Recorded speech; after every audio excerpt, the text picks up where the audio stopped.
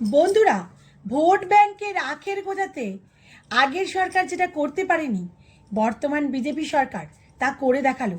দেখুন ভিডিও। जल्दी जल्दी भागो, जल्दी जल्दी भागो, नहीं तो जो करना है सरकार करेगा। एग्जिस्टिंग फॉरेनर्स एक्ट है, कोई नया कानून नहीं है। और ये लोग चला जाना चाहिए।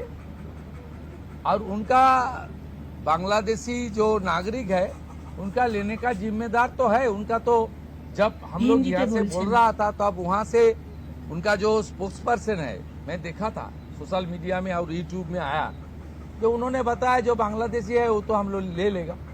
तो ये सब बांग्लादेशी है, इसको ले लेना चाहिए। लेकिन ये लोग को, पुलिस को हम लोग बता दिया जेल में भेजने का जरूरत नहीं है। देश के रुपया में खाना खाएगा, कपड़ा देगा, मेडिसिन देगा, एक दामाद है ये लोग। जल्दी जल्दी भागो, जल्दी जल्दी भागो, नहीं तो जो करना है सरकार करेगा।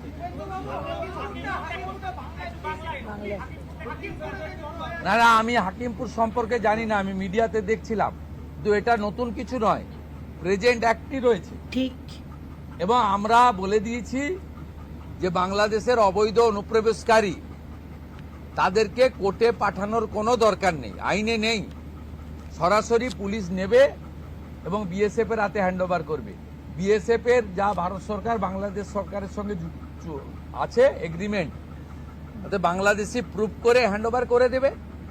আমাদের জেলে 3 মাস 6 মাস 2 বছর রেখে আপনার চাল, আপনার ডাল, আপনার তেল, আপনার মাছ, আপনার ডিম, আপনার কাপড়, আপনার মেডিসিন ওদেরকে দেব কেন? এটা তো ভারতীয়দেরই ক্ষতি হচ্ছে, আমাদের রাজ্যেরই ক্ষতি হচ্ছে। সেই জন্য আইনটা এতদিন ছিল ভোট ব্যাংকের স্বার্থে কেউ বা কারা ব্যবহার করেনি। আমরা ভোট ব্যাংকের বাইরে গিয়ে দেশের স্বার্থে, রাজ্যের স্বার্থে এই আইন কার্যকর করছি।